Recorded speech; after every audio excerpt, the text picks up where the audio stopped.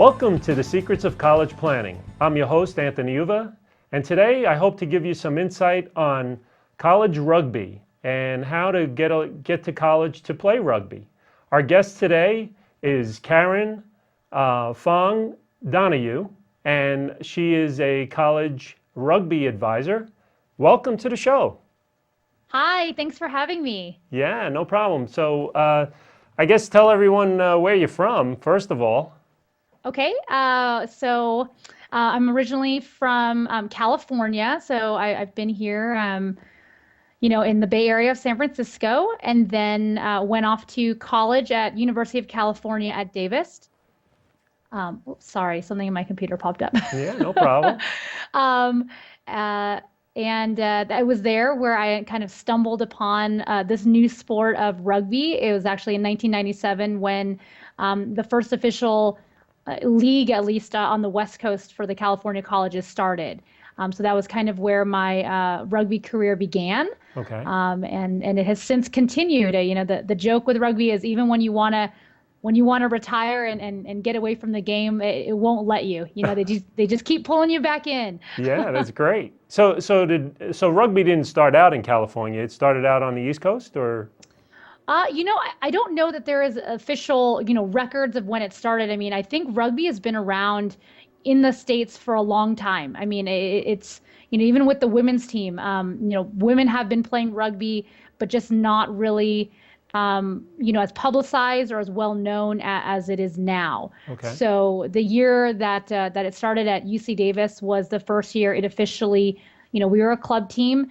We officially, had a team there, as well as, Stanford's first year. It was Santa Clara University's first year, Chico State, Humboldt, Sacramento State, University of Nevada, Reno. I think that was just the first year of having an official league for the women, because the men had been around, for many years. They had been playing and officially playing, seasons and championships and that sort of thing. So that was the first year I think the women kind of started getting more organized and, having an official season like that. And now are they all club teams, or is it an NCAA sanctioned sport now?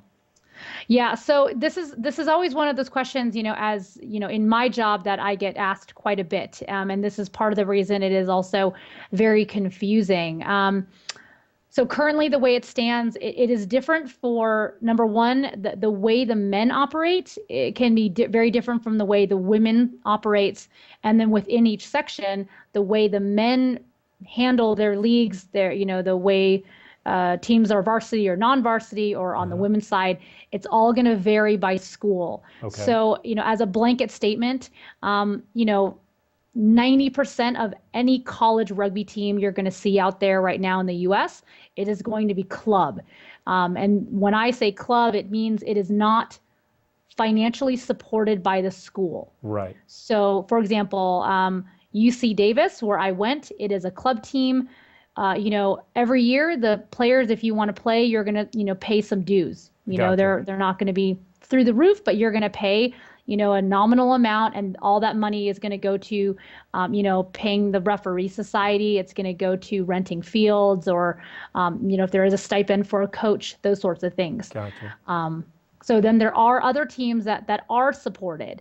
There are more and more, I think, there may be about 10 that are varsity, fully funded women's teams in the U.S. Gotcha. The NCAA thing, though, is definitely it's another wrench kind of in the whole system, because NCAA, as you know, is the governing board for, a certain amount of, schools that want to participate under the NCAA compliance rules. Right. So most of college rugby, we are governed by USA Rugby, which is based in Colorado. Okay. There are a couple teams that choose to be, or either it's their school has made them, or they opt to abide by those rules, that are NCAA, but they're only on the women's side. So, for example, Quinnipiac, which is in Connecticut, they are a varsity women's rugby program that is NCAA. Wow. So if you are going to play with them,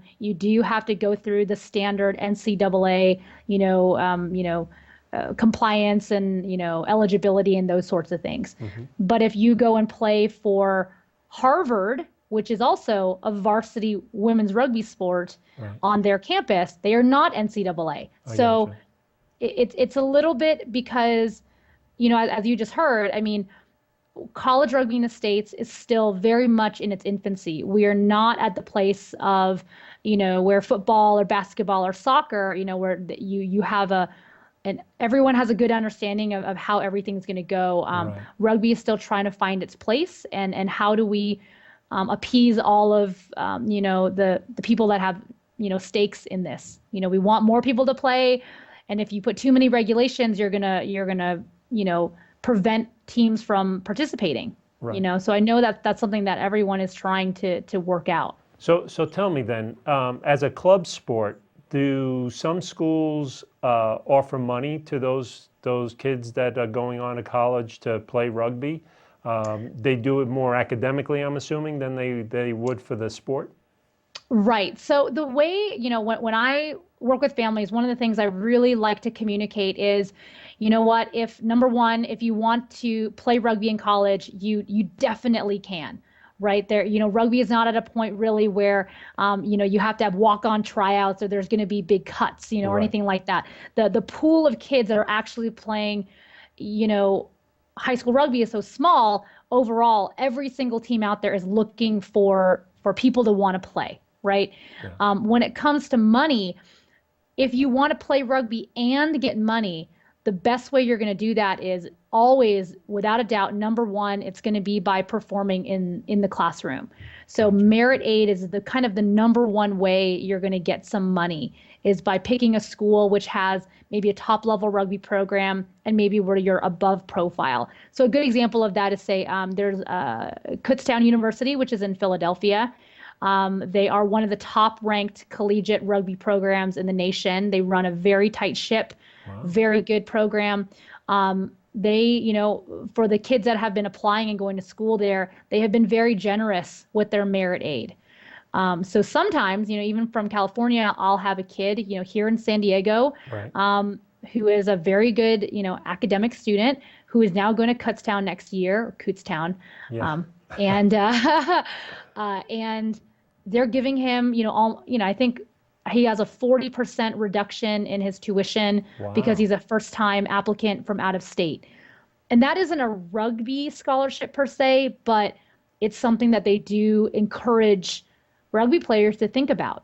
Say, hey, if you want to play for a top program, we're also going to make it affordable for you to come. Gotcha. The other way students are going to get, extra money are, a lot of these teams are now forming alumni foundations. So, for example, St. Mary's College, which is in California, just this last weekend, they won the men's Division 1A national championship, which was huge for them. They do have lots of alumni support, and we have seen many kids go to St. Mary's College, which is, a liberal arts college where, kind of the sticker prices, it's quite high. But, one of my students last year, he has close to, I think, almost $30,000 of scholarship. And that is a combination of merit aid as well as a little bit of money from the alumni group. Wow. So, well, what's the process that you took when you went to school and what you did after college as well? Right. So, my path to college rugby and afterwards is obviously very different from how it is now for most players. As I mentioned, I went to UC Davis, was not even planning on playing rugby, but just happened to pick it up because it was in the first year. Turned out I was pretty good at it. And by my junior year, I had traveled to Australia on a summer abroad program to play rugby. I was a collegiate All-American. And then played for the junior national team, which under USA Rugby is called the under 23 team. And with that team, I traveled to England and we got to play their kind of rising national team as well. And then, post college, I continued to play for 5 more years in the senior level. I was in the 7s and the 15s national team pool.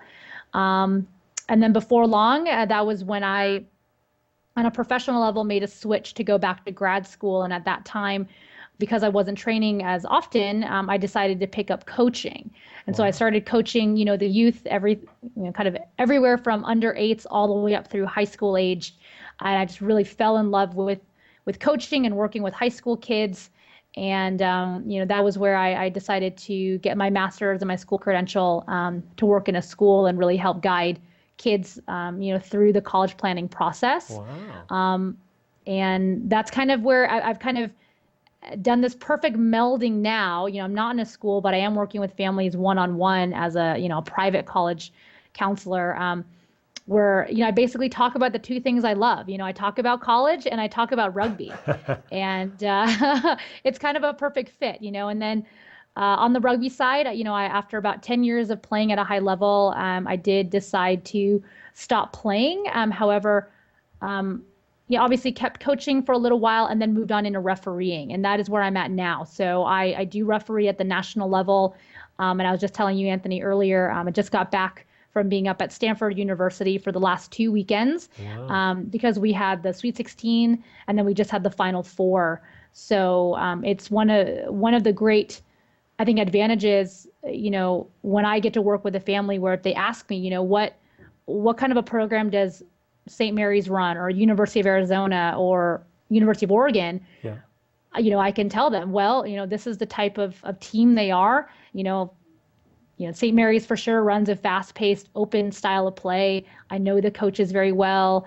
I tend to be, at this point, being in the rugby community for so long, coaches also know me. So if something is happening with their program, Right. they are going to let me know, which is really exciting. Most of these teams are starting to get some more legitimacy.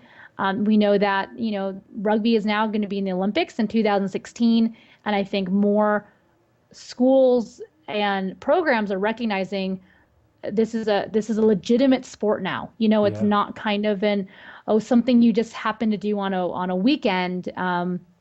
It's really professionalizing the sport, and you're going to see that come through. So being that you're a referee, how many schools out there have rugby now as a club or a sport itself?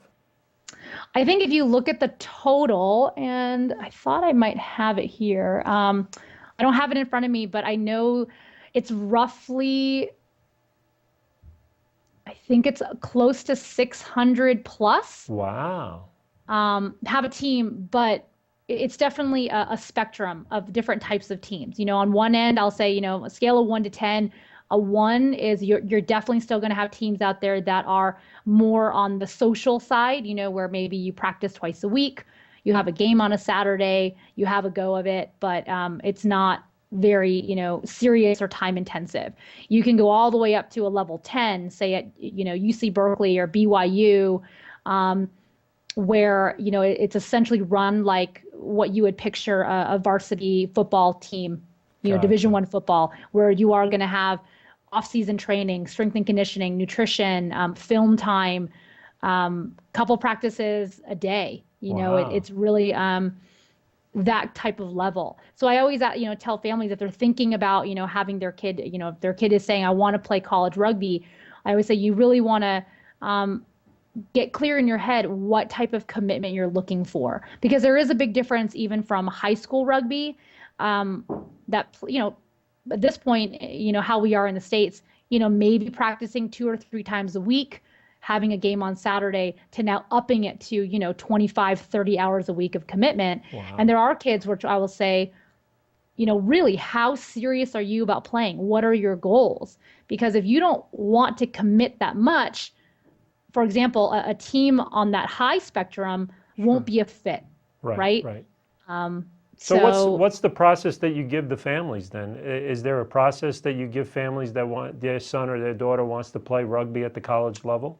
Yeah. So, I mean, the number one rule, I just kind of said, I think number one, I think the kids and the families need to be clear what their priorities are. So let's say, for example, a family calls me and says, we're looking for help in finding the best fit, college for our son or daughter. The first thing I'm going to ask is, well, what are your priorities? If the number one priority is scholarship, meaning I need to go to a school where, we're going to pay the least amount of money. College is just too expensive. If we can use rugby to our advantage, that's what we need. Well, that college list will be very different from someone who's saying, well, we're looking for a college that is maybe a college they might not necessarily get into as a straight academic admit, but maybe rugby would help. And the two differences would be, for example, for the first kid who's looking for scholarship, schools that are going to come up on that list are going to be the ones that are varsity or have money attached to it. Gotcha. So an example would be Lindenwood University, which is in Missouri. Now, most of the families I work with probably have never heard of Lindenwood University in Missouri, right? But if you're a very good academic student, if you're also a very good rugby player, you've got rugby money coming to you and you've got merit money coming to you. Right. And that's where you start seeing kids get close to these full rides or get close to, you know what, our total cost of going to Lindenwood, I had a girl from Hawaii, her final offer from Lindenwood was $9,000 a year. Wow. Which, you know, and you hear about the cost of college these days, that's really good. Yeah, you know? Absolutely. Sure. But then you have another kid who says, look, you know, we want our kid to go to a quote unquote, it needs to be a top 20 nationally ranked college on the U.S. News and World Report, right? Yeah.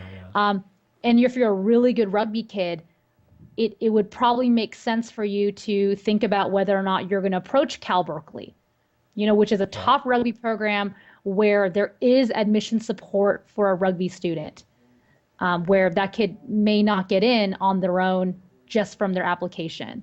So I think number one is to figure out what your priorities are. Right. You know, is it the finances? Is it the prestige? Is it the academic program? You know, I always get kids saying, well, I want to play rugby, but I want to be an engineer. You know, and that list is cut differently than the kid who just wants liberal arts. You know, so I really try to figure out, if we put rugby aside, what are the priorities first? Once you know that, we develop a list. And then from there, the biggest hurdle is to understand that none of these programs out there have the recruiting budget that you know, might assume with kind of more mainstream sports. Gotcha. So coaches are not, you know, traveling out to rugby games and scouting kids, and, you know, it's not like that. So the responsibility falls on the student. Gotcha. There's a lot more work involved, and it starts with them contacting coaches. So that's something I do coach them on too, is, well, how do you start? You know, you've got to present yourself in a professional manner, you know, and that is understanding that, you know, if a coach is going to, you know, either support you in admissions or support you with money, you know, or however they're going to help you, they can't do that if they don't know you. So, you know, putting together a solid rugby resume, emailing coaches, you know, calling them, you know, if they're going to come to a tournament, being able to talk to them, you know, in a comfortable manner, you know, about what your goals are, and, you know, understanding you're not going to say, well, I want to be an engineer, and you're talking to the coach at St. Mary's and they don't have engineering at that school. You know, clearly you don't know what you're looking for, and the coaches are aware of this too. So I think once you start contacting them, now the next piece for most of these colleges is still, you've got to be able to be admissible in that pool. So how early do you start with the students? Sorry, did you say how early? Yeah, how early do you start with students? You know, ideally, I'd love to meet with a student as early as at least freshman, sophomore year, so at least they understand, you know, the path that's in front of them. Okay. But to be honest, most students are coming to me about now in their junior year, or, you know, during their senior year. So, you know, for rugby at least, we don't have a recruiting calendar the way, you know, maybe basketball or football does. Again, we go back to, because we're not NCAA, there are no regulations on when, you know, kids can contact coaches, or when, you know, coaches can talk to kids. So it's a little more open. But, you know, I would say it's always going to work in your favor to start early and plan ahead. You know, for example, if I met a freshman now who is doing really well in school, you know, I'm going to say, you know, let's say it's a girl. I'm going to say, you know, did you know that if you keep this up, you keep doing really well in school, do you know what, you know, varsity programs are out there for you? We've got schools like Harvard, You've got schools like Brown University, which just added a varsity program this year. You've got Bowdoin College. You've Wow. got Vassar College. You've got these really great academic schools that would love to have you, you know, because of your academics, you know, Sure. and secondly, the rugby is going to help you in a very competitive, you know, environment. You know, for example, those four schools alone are, I think, some of the most selective in the country. So if rugby can help you, you know, then that is going to be, you know, it's going to give them an edge in a process that I think is it's just really difficult for a lot of kids, you know. Yeah. So what do parents do to contact you? When parents want to contact me, you know, I have a website. It's just ruggersedge.com. So I have my own company. It's called the Ruggers Edge. If you're in the rugby world, you know that if you're a rugby player, you're a rugger. That's what you are. Even on my bio, I say, you know, I'm Karen and I'm a rugger because that's what I've been. I think at this point, it's just what I will always be. And the kids understand, you know, you're a rugger and that's what you want to do. You want to figure out a way to get to college and continue to play the sport you love. So, you know, families can contact me, you know, through my website, through email. I also have a Facebook page where, you know, I post, you know, constant, you know, updates and tips and things, you know, for example, when we found out that, you know, Brown University was varsity, you know, the first people to find out, you know, the coach called me directly and then I Wow. posted it and said, hey, this is what's going on. And I really feel like you're going to see more of that. You know, the So more if people that's, want to yeah, do rugby at the college level, you're the person that they should contact. yeah. I think if you are serious about playing college rugby, there is no one else out there that's doing what I'm doing. You know, Right. I'm at the point where, you know, I think you know, I'll look online and I know that there are resources out there, but I think I have kind of a backstage view of what's actually Sure. happening, that I think is of value to these families. You know, a lot of them, I would say half and half. 50% of them are coming to me because they're really interested in how can they leverage rugby for, you know, scholarship. Right. Obviously, that's a big piece. But the other piece is really the other half of the families that come to me, it's really more about finding the best fit. You know, I have a family I'm going to meet with later on today who, you know, he's a good rugby player, but he's well aware that he's not at the highest level. He doesn't really want to play at the highest level. He just wants to keep playing for fun while going to a good college. Yeah. So his list was more about finding the right fit, where I think the coaches are going to nurture him, will, you know, teach him to be a good rugby player, but understand that rugby won't be this kid's life.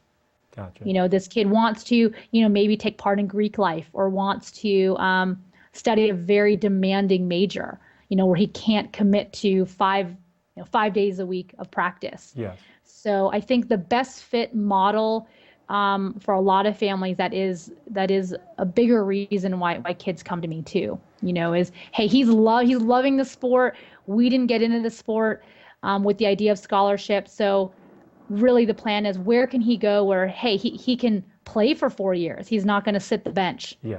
you know, So and Karen, then is there a particular body type that boys and girls need to play rugby? You know, I think that's a great question. No, I think that's actually one of the reasons I fell in love with the sport, where I think I was most successful. You probably can't tell by Skype, but you know, I'm fairly small. I'm about 5'4". You know, when I was playing, maybe 125 pounds, 130 pounds. Wow. And all through high school, I personally was trying to play volleyball. And I remember you know, it was always you know, you're a hard worker, you know, you're really athletic, but you're too short. You know, so you're constantly told in one sport, you're just, you know, you don't fit the body type that they would want for that sport. And I remember thinking the best part about coming out for rugby is there truly is a position for every body type. If you've never seen rugby, you have groups. The team kind of gets split up. There's 15 players on a team. The front eight, they're the forwards, and then the rest are backs. The backs, which is what I was a back. We tend to be, you know, maybe smaller but faster, maybe a bit niftier. You know, probably more. You know, you get more girls that maybe played soccer. You know, they can Mm-hmm. kick, those Yeah. sorts of things.